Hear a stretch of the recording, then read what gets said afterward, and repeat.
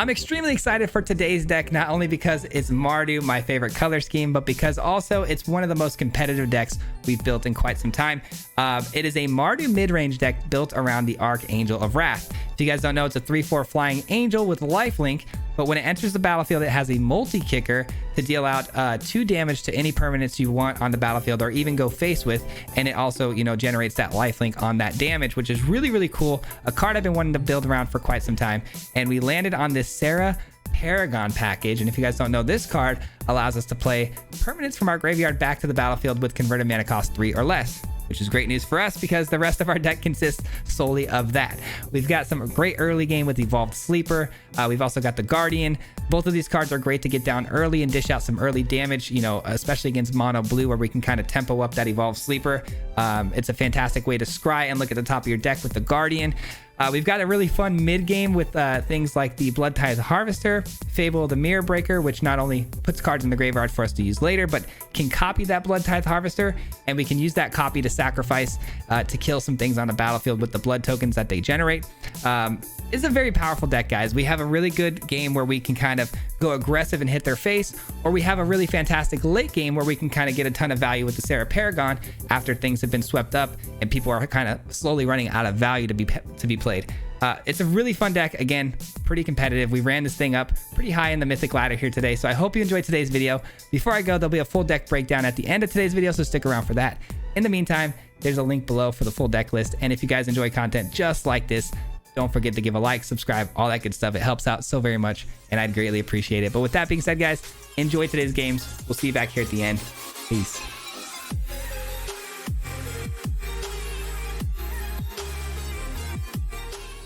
What's going on, everybody? Welcome back to another video. Today we've got a Mardu brew for you guys. This is going to be an aggro slash mid-range type of a deck, and we're hoping to climb the ladder here today, make some progress towards mythic numbers. But let's see what the opening hand's got for us. I think this is a pretty good hand, to be honest. We can keep it. We go Fable on turn 3, which, I mean, that is a late start to what we're trying to do here. We do want a little more aggression than that, but I can't be too upset about the mana, especially because we have double white pretty much in the entire hand here. So it's going to be imperative that we find, both planes here. And Fable can then throw away at least one of these Adelines for later use and find us a better card, hopefully. Looks like we're opening up to maybe mono red, which honestly, I'm all about that. That's cool. I'll take that. Because we do draw into an Archangel of Wrath, which is some late game life gain, as well as a good body to make a good block with. And we kick things off, like I said, with Fable. I did just draw into Brutal Cathar, which is fantastic, but I do think I'd prefer to get the treasures going to get the Archangel of Wrath down. And then also, to be able to discard to draw better cards is also very helpful. Chandra looking to +1 and just deal damage to me, I'm assuming. Yeah, okay. We're gonna allow this 3 damage to get through. We do want the tokens, like I just said. Adeline, I want to just make sure I hit this land drop. I don't like throwing away the Intrepid Adversary here, but again, I can play it later. And we get another Brutal Cathar, which is actually so good. Kind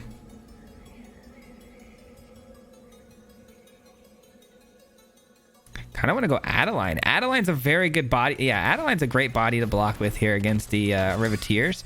I'm going to go and attack the Chandra here, getting a treasure. And throw another attacker there. Boom, boom. Chandra down to 1. And now we got a 3/4 to block the 3/1 coming back at us. When it dies, it does create a treasure for them. We do got to remember that. Kind of a tricky creature here. They are probably looking to burn my Adeline, which is fine. I'll make that trade still, even though we do, lose a little bit of value there. I think it's a fine trade, to be honest. Keeping the board empty, against mono red, you're gonna win most of the time. So, all right, they go 1 damage to my face. There's the lightning strike. We knew it was coming. No surprises there, and they play a Reckless Stormseeker after the fact, which is kind of strange. Let's see, 1, 2, 3, 4, 5, about to be 6 if we attack into them. And I'm gonna go Brutal Cathar here. I think this is a bit of a blowout, to be honest, but we got to play it safe. We got to be careful here. Play it slow. take our time because a simple mistake can get us caught here. I am going to take out the Chandra. They're down to 3 cards in hand. We got more treasure. I'm going to end the turn. I do need these treasures, so I'm not going to play a 3-drop or 2-drop here. I'm going to focus more on the Wrath. I think the Wrath is the play. All right, they do have a good attacker here. We're going to allow it. No blocks. Let's see. Yeah, why not? I mean, this might not be the right play, but I think it's the best play for me as far as what I want to play. It just seems like a really fun thing to do right now. Gaining, 4 life, opening up the lane for an attack here, getting more treasure. We didn't find very much land here, which is a bit concerning. I kind of needed to keep hitting land drops in order to be a little more successful, but it's all good. This worked out okay. I can use the reflection of Kiki Jiki to make a copy of the Archangel next turn too, gaining even more life. So that was a bit of a blowout. Takes out mono red pretty easily. Love that. On to the next one. All right, that was a fantastic first game. Feeling pretty good about this, man. The new Archangel, man, is so good. I love the fact that it can gain us life and remove things off the field. It's been a card that's been on my list to try for a minute now. We get to go first. I actually really like this hand. It is a little bit slow. We're going to be basically playing behind my own curve here, but I'll take it. I mean, this is fine. This is a-okay. Okay, they scooped it up. I'm not too sure what just happened there. I was really looking forward to that game. We had a fantastic hand. That's a bummer. On to the next. All right, we're moving quickly, I guess. Quickly up the ranks. I guess the opponent was just pretty unhappy with the hand that they had, but bummer, man. Bummer. I don't think we would have had a better game than that. That was going to be really good. The curve here is almost just as good, honestly, but the problem I have here is going second, and we don't have the Fable, which was kind of what I was looking forward to as well. But this is fine. This will work okay. We have Evolve Sleeper into a Guardian, at least on curve this time. We don't have to actually work around that, which is nice. Let's go and attack in and see if the opponent has anything. They do not. No cut down. No cut down, no play with fire. We've eliminated those two, but it is another Mardu player. Ooh, it's going to be dragons. This thing's a 3/3 and says basically they can add 2 mana to any combination. Spend this mana only cast dragons. Once each turn, you may cast a dragon creature from your graveyard. Ooh, that's pretty good. That's pretty good. Is it Brutal Cathar worthy? I believe so. I believe it is. All right, and then we'll go ahead and enlist here and look to enlist the sleeper. And then we can scry 2, which is so good. We can actually kind of sift through what we need here. Archangel, well, thank you for being on top of the deck. I do appreciate that. All right, we're going to get in for 3. And at any point, this thing can get indestructibility, which is absolutely fire, because we might see a sweeper coming down here pretty soon. Our opponent does run, I'm sure, that Dragon Enchantment, the new saga that deals 4 to everything. I would imagine. Okay, this is getting tricky now, though, because now we've got ourselves Blazing Sky. And what does it do when it dies? Create 3 treasures or like exiles. Have it next turn. You may play those cards. Okay, that's fine. Let's go ahead and drop. What are we playing this turn? I know I want to enlist this, right? No doubt about that.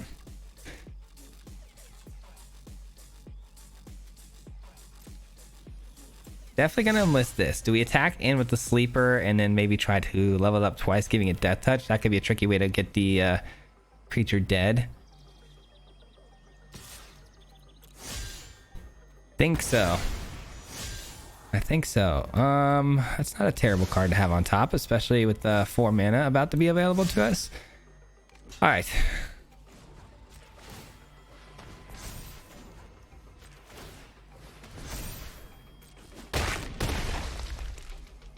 I think that was fine. Again, they get some treasures, or they can look to... Okay, they go for the treasures. We have no place for one, so let's go ahead and drop the Maestro's Theater. And then what do we play out here? Do we get a red or a black source? We want to get probably a red source because we have 3 black already. Perfect. All right, end our turn.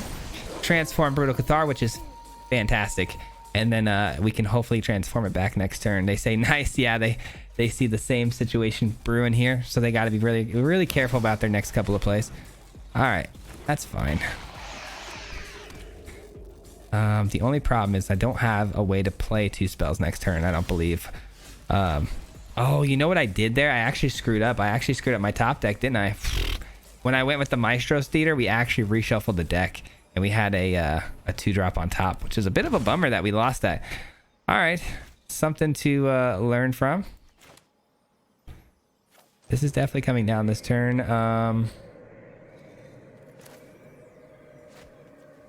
Evolve Sleeper is in the yard. Actually, we can transform it. Let's go. This is clutch. Very, very clutch. All right. Transform Brutal Cathar. I don't think I want to attack into them. There's really no point. I'm just going to end up having to discard a card just to scry 2. I don't really care what we scry off the top. I'm probably going Archangel next turn, so we'll just pass the turn here. Flip Brutal Cathar, steal their Shieldred. Feeling good. All right, let's just hope they don't have any removal here for the Brutal Cathar. That would be nice. I don't know what their deck is doing. It must be a legendary tribal instead of a dragon tribal. Yeah, it's got to be legendary tribal. Okay. I thought it was dragon tribal, but it's not. And the opponent scoops it up. No answers for Brutal Cathar. That was my main concern there is, do they have a way to blow up my Brutal Cathar? Because as good as Brutal Cathar is on flipping back and forth and stealing multiple things, the more dangerous it becomes when it gets removed because they have so many valuable tools underneath. But good game, man. On to the next. I think we got a contender here on our hands, guys. This is definitely feeling like a contender list. Holy cow. I'm happy too, because I'm not gonna lie, we've been brewing this thing for a while. It's been taking a lot of my time. Opening hand is an opening hand. That's to say the least.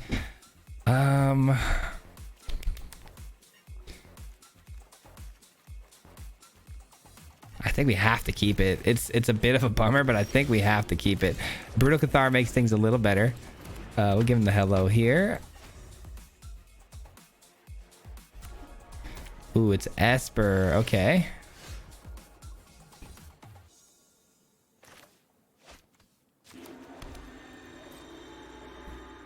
Let's see what the opponent wants to do with this attack. Clearly something here to interact with it, so we're just going to leave it as the 1/1, and we'll play out the Intrepid. Hopefully there's no counter magic. There could be, though. Make disappear. Seems to be a very popular card right now. Fairy Vandal. Interesting. Okay, so it does resolve, and hopefully we can snap that Fairy Vandal up here with the Brutal Cathar. Wedding announcement. Yeah, we're going to be able to steal it. Nice. Okay. We can steal the Fairy Vandal, which feels good. And our attack, though, isn't that great, to be honest. We have a 1/1 sitting in front of us, which actually kind of blows us out. How unfortunate. But I still think we steal the Fairy Vandal. It goes over the top. It grows over time. It's too much value for our opponent to have. So we're going to steal it. We're going to pass the turn. We obviously can't attack into this 1/1, which is a bit unfortunate. But I do have a second adversary next turn that can pump the team, and we can swing through comfortably against the 1/1s that they're going to have. They may double block, though, on, like, let's say our adversary, but it's not the one that's going to be pumping the team, so it's all good. Okay. Just kidding. The opponent shuts down that plan as well. Okay, so what is going to be the deal then? Because I don't like this. Shieldred is a nightmare. Shieldred's an absolute nightmare because Shieldred is just something we can't get through because it's death touch and it's such a big body. Pumping the squad feels cool. Obviously following it with another one would be even cooler, but I don't think that's enough to even get the job done around the Shieldred. So I am going to go over the top, I think, with the Archangel. We're not going to kick it. We're going to pass the turn. And that way we can gain life to mitigate the life drain that we're getting from Shieldred. So I think that'll be the move. Tough match, though, man. Very awkward match. Awkward, to say the least. Looks like they might have something for the Brutal Cathar here, which, honestly, not that big of a deal if they did. All right, they pumped their squad up. Feels bad. All right, at least we have the flyer, like I said, to go over the top. Intrepid Adversary going to give it a little bit of a boost as well, so that is helpful. Make disappear, looking like it might be in the deck after all. We'll see. They have a 2-mana play here that they can make. Let's hope it's not a Infernal Grasp. That would be a bit of a blowout. All right, this goes over the top. Actually, no interaction, so it is some sort of counter spell. It has to be. If they're holding priority when I cast a spell, but not when everything is passing phases, There's no other instant spell it can be except for a counter spell. Which means it's got to be make disappear, because they must have been like, you know, well, they can pay the 2, so might as well let it slide. I would assume. I don't know. We'll let the 6 come through because, again, I'm gaining 4 every single turn. No need to worry too much about that. I can make the Evolved Sleeper into my own Death Touch creature as well. Or, oh, they allow me to potentially get a flip and get the Shieldred here.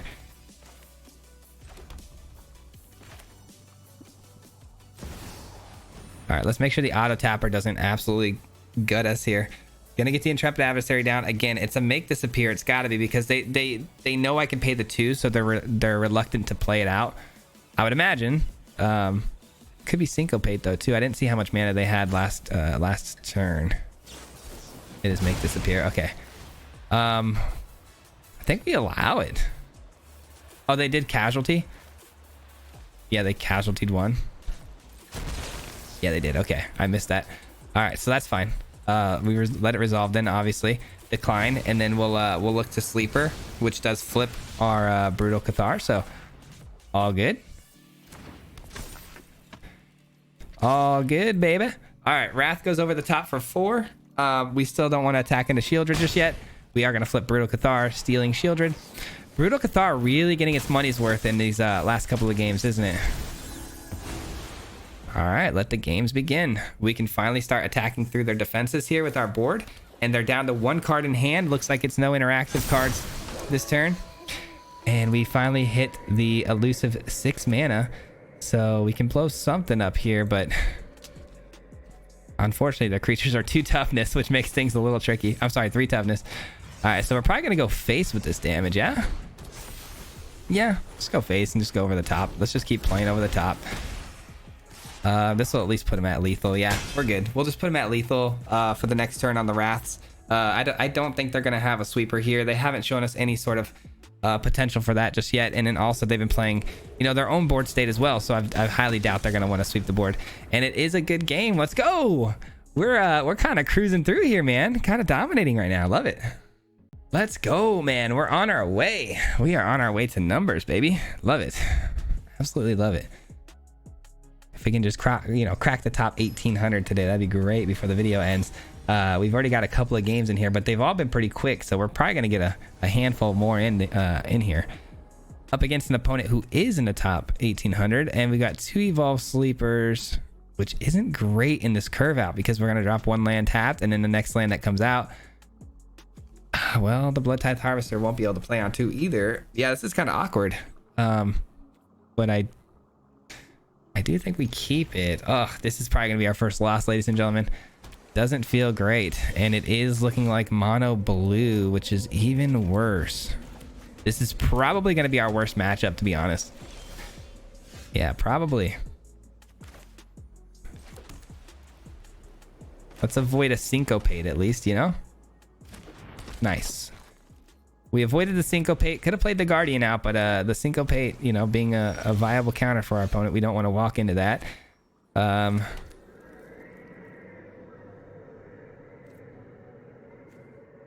This could get Fading Hoped, but I'm going to still pump it up, and then we'll play the second Sleeper here. It's nice that we can tempo out the game with the Sleeper and that we have cheap creatures. You know, being that we're up against mono blue, this might actually be the best scenario as far as the hand that we did have, because we want to try to get in underneath them and get in early to where they're uncomfortable with their counter spells, and they have an 0-4. That is desperation if I've ever seen it. Okay, this may be my only opportunity to play something fairly big here, or I can just make my Evolved Sleeper Death Touch and kill their Djinn, which is also equally as fun. Equally as fun. Yeah, they're not wanting to block here. They see the writing on the wall, but it looks like they're going to. Looks like they're going to. Does that mean that our opponent here does have a Fading Hope? I mean, if they have a Fading Hope here, it just is what it is. We're kind of toast. They did have interaction, man. They did have interaction. I'm afraid of the Fading Hope. I'm not gonna lie, I'm completely afraid of the Fading Hope, because if I commit my last 2 mana here to this Evolved Sleeper, I can't play out another spell, and I think they have the Fading Hope based on the way that they played this turn, and the way that the interaction is like kind of pausing in between. So I am gonna play out the Fable of the Mirror Breaker here. I think I'm just trying to get as much value as I can out of this turn, and I think that's the way to do it, because again, there were slight pauses. Yep, there were slight pauses in interaction there. So if I had played out my my 3 mana onto my Evolved Sleeper, we would have got blown out there. I think that was a pretty smooth move on our part there. The only issue we're having here now, though, is the fact that this is going to get bigger and bigger, and we don't exactly have a great way to solve that issue. We do have Rite of Oblivion, but the odds of us top decking that are a little slim. This is actually a good way to deal with it if I can get this to resolve for at least a turn. Do I want to get aggressive though? 2 mana open. So 2 mana open, make this appear. We have to pay 2. They're not going to want to casualty that. Syncopate for 1. We avoid that. Syncopate for 1. Yeah, I think this sticks. Almost positive this sticks.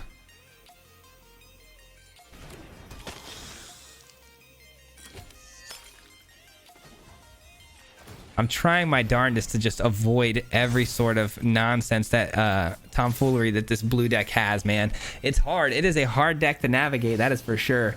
And they Fading Hope this, which is fine. I can actually replay it this turn, so it's all good. It's all good. And as long as they allow this Harvester to stay on the field, that can become an issue for them as well, because once the Fable flips, I can actually make a copy of it and use that copy to kill the Djinn. And there's no shenanigans they can do about it. All right, I did forget that the Djinn makes things cheaper. Wow. Okay, make this appear.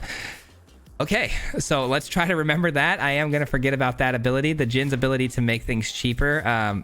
So the counter spells are 1 less. We do have to try to remember that. That's gonna be a bit obnoxious.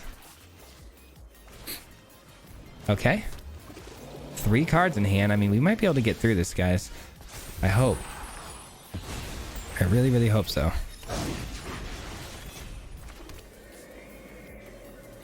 I don't think this is going to resolve, but I'm going to try. And it, you know, if we draw out a counter spell from their hand, great. We draw out a counter spell. It's all good. All right, there's a counter. Yep. All right, and then I'm going to look to block the 5/5 with the Evolved Sleeper, and then we'll use the Evolved Sleeper ability to go to Death Touch. And then if we can just get the Djinn next turn, the Kiki-Jiki to copy the Blood Tithe Harvester. Oh, you gotta be kidding me, man. They see the value in this card. That's unfortunate. That is really unfortunate. I don't think we're gonna be able to win now, guys. The Djinn is just too big, too strong. Unfortunate, man. Bummer. Okay. They're playing really well. I mean, I gotta give them credit. They're playing this really, really well. All right, let's block here. Obviously, give Death Touch. All right, we're down to 3. If the Paragon doesn't resolve, we lose. We lose, man. There's so many counter spells in their deck. Like it's almost a guarantee that we don't get this through. Man, if they didn't bounce the Fable, we would have actually probably won this game. All right, let's try.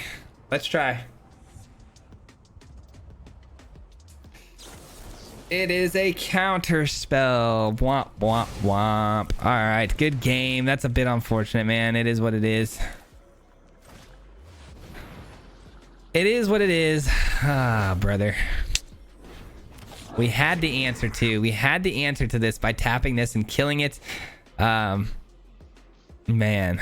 but we needed one more blood token. One more blood token. You copy the Blood Tithe Harvester with the Kiki-Jiki. You sack that that Blood Tithe Harvester, killing this, and it wraps up the game really nicely to bow for you. But unfortunately, the opponent Just had all the answers. It is what it is, man. The Fading Hope. What was that? What was that? The second Fading Hope we got hit with, or the third? It was the third Fading Hope in a row. Guys, imagine that though. It's the third one in a row. So the fact that we lost that game in that fashion, I'm not even upset about it because it was highly, highly improbable that they had a third Fading Hope there, but they did. GG. Yeah, Mono Blue is definitely our worst matchup, and that was our best potential way of beating them. Was with that early interactive hand where, you know, we get down those evolve sleepers and stuff. So I was happy with the way it went. It was nothing we could do, nothing we can control, unfortunately. Opening hand here is a little shady, but you know what? I'll keep it. I'll keep it. We got a little bit of a 1-2 drop situation brewing here, and then we do actually find a drop for turn 2, which is great. We don't have a turn 2 land, but I can always pump up the evolve sleeper, which is great value. Nothing for the opponent, and they're showing Gruul lands on turn 2. Maybe Lightning Strike? Okay. Ooh, that goes to exile. Well done. Well done. All right, so we know they got burn spells. I'm guessing this has got to be an aggressive build though, right? Yeah, it's gonna be some shenanigans for sure. But the fact that they have burn spells concerns me for things like my Brutal Cathar. Yeah, I feel like I have to try though, right? I feel like I have to try. It's the best option for us right now, so I can't really sit here and not play it when it's really the best option by a landslide here. Rite of Oblivion might actually be a really good card here for us too. That's annoying. Are they gonna kick it? They do. No blocks. You know what might be the move here, guys? Just passing the turn. That might sound a little crazy, but just passing the turn here, you know, it does give me a 3/3 first strike creature that can block that very easily, and a potential flip later. So I think honestly doing nothing is the play here. Doing nothing.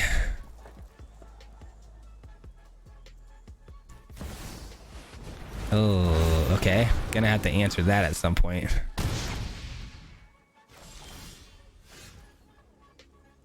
That's actually really good. Okay, check it out. We got a second Brutal Cathar into a Guardian, and we got ourselves a clean board state. They might as well block. They're gonna lose it anyways. Nope, they do not. All right, let's end our turn. Flip, flip. Flip, flip, flip. You know, I should have done that in the reverse fashion because this is going to come back as a 0/0. Should have put it over here so there's less value to be had. That was actually a small mistake there for sure. And it's a 5/5 flyer. Oh, brother, they've got some answers here for us. That is for sure. I mean, this is tough. This is tough. All right, well, we're going to have to answer it. Gonna have to answer it, and we'll go with this and pump the squad once because we really need to get the life gain, and we're not attacking because we need to make sure we have blockers back for hasty creatures, and we'll say go. Yep, they have a Raiju. Now, big question here. Do we... Yeah, we're gonna have to go here, aren't we?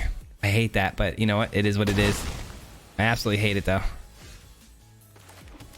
All right, these are going to flip over, which is nice. It gives them a bit of a ward mechanic. Yikes, man. I hate that we just lost the Intrepid Adversary there, but I had to make that block. I don't think there was a better block to be had there. And we're getting absolutely flooded at the moment, so I'm really, really hoping that changes here in the next moment or so. Lightning Strike, of course. Lightning Strike gives them back 2 creatures, and one of them is going to give the other haste. Wow. All right.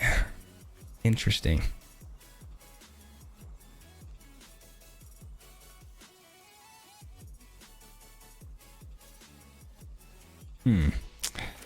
Okay, well, I think the move here. Let's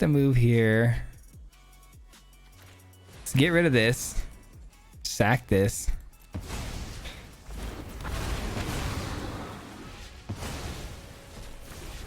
Get down Adeline.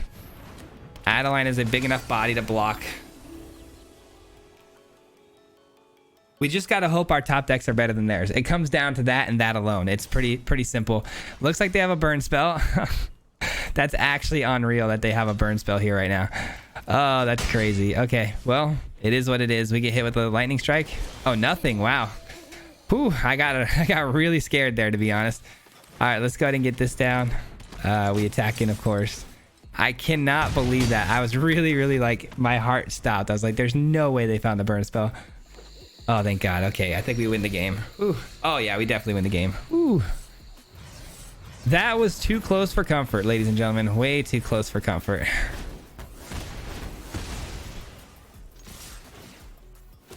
All right, GG's. Holy moly. Those dragons that they can bring in for X.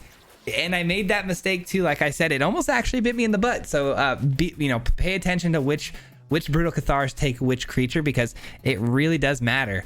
Like I said, had I switched that over the other way, our opponent would have gotten back, just one creature as opposed to both of those creatures. But at the same time, it gave me a pretty free sack to that Rite of Oblivion. So it's hard to say, but anyways, GG. All right, let's get this thing to 98, man. 98%. Let's go. I'm very happy with the way this has played out this entire time. That last game was very scary, though. I'm not gonna lie. Very scary. Opening hand. I go first. All right, I'm gonna keep this. Maybe a bad keep because we don't have any white in the hand here, but I do have a Fable of the Mirror Breaker for turn 3, so there is a chance that we can recover on the mana front pretty easily, as long as we can get the turn 3 down without any sort of interactive nonsense from the opponent. I love that it gives me 2 ways to get the mana as well. Not just one, but 2 ways to get the mana, because it also offers the treasure with the token. So if that gets removed, we don't get the treasure. But Fable, the Mirror Breaker, will also allow me to discard 2 cards, drawing 2, which also helps us find the lands that we need. So it's just a great card, man. Fable, the Mirror Breaker is ridiculously good. We are going to have to deal with this. Probably with the Rite of Oblivion, I'll probably take the treasure and kill the underdog with it, because I don't want the underdog coming back with its blitz mechanic. Okay, or not. They just soul transfer that. Bit annoying. And now we have not as great of options. Obviously, Brutal Cathar is an option, but love that we have Paragon in hand. That's actually super helpful for what we're trying to do here. But I am going to go Brutal Cathar first, trying to take out this tenacious underdog. And then, do we have a land? I probably should have dropped the land into the graveyard, just so Sarah Paragon had something to use. But I never knew that I was going to top deck a second white source there, you know what I mean? All right. We don't have a 1-drop. But this is still a fantastic play here, because the opponent's only on 3 mana right now, and it's a big enough body to block the underdog, and they've already used 2 soul transfers. So I've got to imagine the removal's probably running a little bit thin here. I would imagine, but no, it looks like they have a 3rd soul transfer. Why not? That's crazy. It's actually crazy. Our luck has been a little unreal tonight, huh? 3 Fading Hopes, 3 soul transfers, just really cranking out the value. All right, this is a fine drop for land. I know I could use it for removal, but I think with the Adeline coming in here and us creating a 1/1, we have a pretty good situation here, because I don't know if they're going to trade their their creature for the 1/1 here. They might. They do. Okay. I didn't expect that. I was actually going to be using the Oblivion there to take the underdog out, but I'll wait till next turn. I just don't have a good target right now for the Oblivion, which is a bit annoying. Another land. Yikes. All right, well.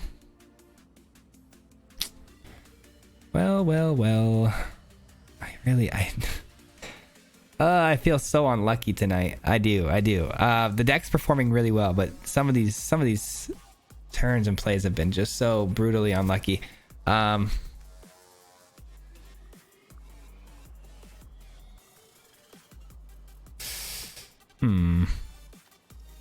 This is not a sorcery speed. I'm just trying to figure out this is sorcery speed. Create a token as a copy of another target non-legendary creature control except it has haste, sacrifice it. Yeah, it's not legendary.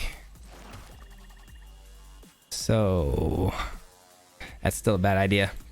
All right, I'm gonna have to do this. That's such a bummer. I hate that. That just feels gross. That just feels icky. All right, let's see if they block here. They block the 1/1. Yep. As soon as they open the door and allow me to create a 1/1 without killing it, they're in trouble. They've got a lot of value in hand, I'm sure, because they've only got 4 lands. So I'm sure, you know, by getting mana screwed, there is that opposite factor of the fact that you are drawing actual threats the entire time. So we'll see what they end up drawing into here. It's an Ob Nixilis. Okay. Ob Nixilis. Interesting. That's fine. They're going to probably create the 1/1, I would imagine, to protect it. We'll decline. Feels bad, but you know what? We'll decline. Oh, they're just going for it, huh? They're just going for it. What a top deck. All right. Now we're talking. Let's go. Now we are talking. All right, we're going to take out one of these. Probably both of these, actually, in this one turn here. Yeah, we actually can take out both. Beautiful. All right, so we gained 4 life back here, and we're taking out both of these. And it does open the door to have a few tokens now to sacrifice as fodder for our Rite of Oblivions. Awesome. All right.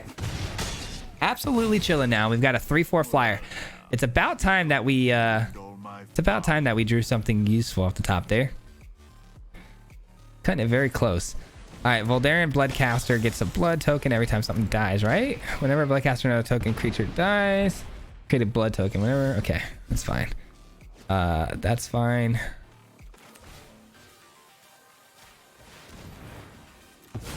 We'll be seeing ya.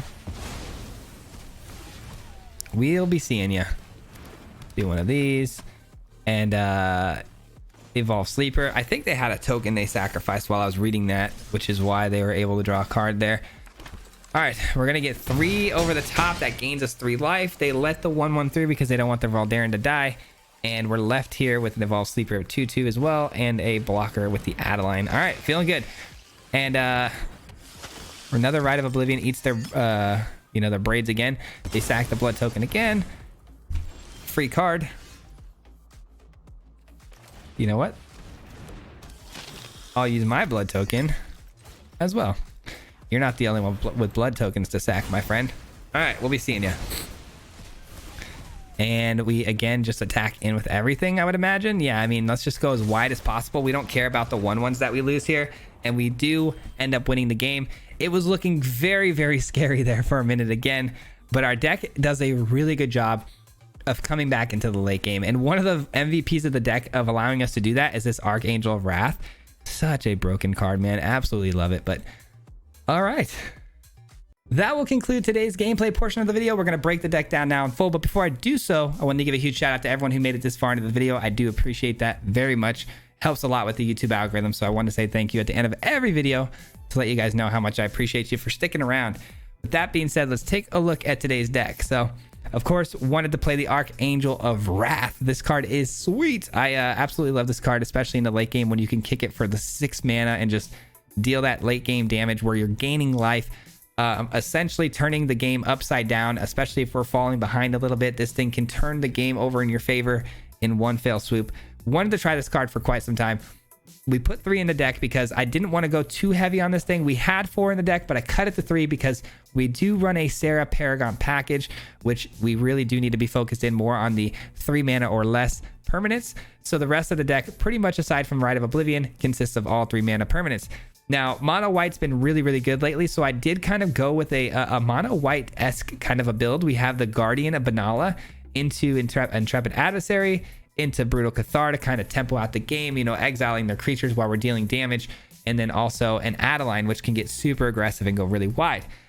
So we had a really good mono white package, and then from there, I took some of the best things from mono black. We've got things like Evolve Sleeper, which is a great early game spell. I'd take this over the, the Hopeful Initiate. It's basically, we could have gone all mono white, which would have been pretty boring, but I think the Evolve Sleeper, gives us a better option in the early game as opposed to the Intrepid Adversary, because the Adversary is very dependent upon what the rest of the board looks like. You can actually just pump up the Evolved Sleeper all day long, especially against mono blue. You guys saw how important that could possibly be. If you're not able to get other spells off, you can kind of collect cards from the top of your deck, and while you're building a hand, you can just kind of tempo this out and just get bigger and bigger until your opponent eventually has to deal with it, which is really nice. So I think that's a much better one drop than the Initiate, in my opinion. And being Mardu obviously opens the door for fun removal like Rite of Oblivion. So we splashed in 2 of these, which makes a lot of sense because we do discard our own cards from our hand to be replayed later. So the fact that it has a flashback is really nice. Bloodtithe Harvester mixed with Fable of the Mirror Breaker, a combo I've been wanting to try for a while. Somebody hit me with this on the ladder a while back, and it's so good because you get down the Bloodtithe Harvester, you turn 3 Fable, and then once it comes down as a reflection of Kiki Jiki, you can copy the Bloodtithe Harvester, creating another blood token, sacrificing that Bloodtithe Harvester because you're going to have to sacrifice it anyways, and you can kill, you know, creatures in front of you every single turn, which only gets better and better every turn because the more blood tokens, the bigger threat you can remove, which is so good. But this deck does a really good job of getting down threats, you know, controlling the field with Rite of Oblivion, Brutal Cathar, you know, Archangel Wrath. We can remove things as we're also putting bodies on the field, and it's a very, very powerful combination. We splashed in obviously these sacrificial lands here because we wanted to make sure Paragon had some lands to play at some points in this game. But man, telling you guys, this thing it feels good. It feels very, very clean and lean, and there were a couple of games where we had some close calls, but we always came back. It felt like we kept coming back, and our late game was really, really good against aggro, and then our early game was really good against, you know, the control decks. So I feel like this is about as good of a mid-range deck as you can ask for. So hope you guys enjoyed it, man. I'm gonna continue playing this. I'm probably gonna take this thing up to mythic numbers. But anyways, hope you guys enjoyed today's video, man. Before I get out of here, as always, a huge shout out goes to the Mardu Mob. If you guys don't know, the Mardu Mob is the membership program here on the channel. We're wearing the Mardu Mob shirt, of course, but the Mardu Mob, they help support the channel through their monthly membership program. So I gotta say thank you to them for helping keep the lights on and keeping the channel supported. So thank you so much for everything you guys do. I do mean it. It means the world to me. So thank you for everything. And that being said, guys, I think we're out of time and out of things to say. So that'll conclude today's video. Happy Friday. I hope you guys have a great weekend. We'll see you back here again, of course, next week for another 5 videos. Until next time, peace. Hit him 3 times like a hat trick. The name is Swayze, no Patrick. If you play him, then it's tragic. Hit him with the mythic, yeah, that's magic. MTG, that's what you'll see if you like and subscribe. With the upload, man, all of the time. Coming with the best decks, this is the meta. This ain't cheap, yeah.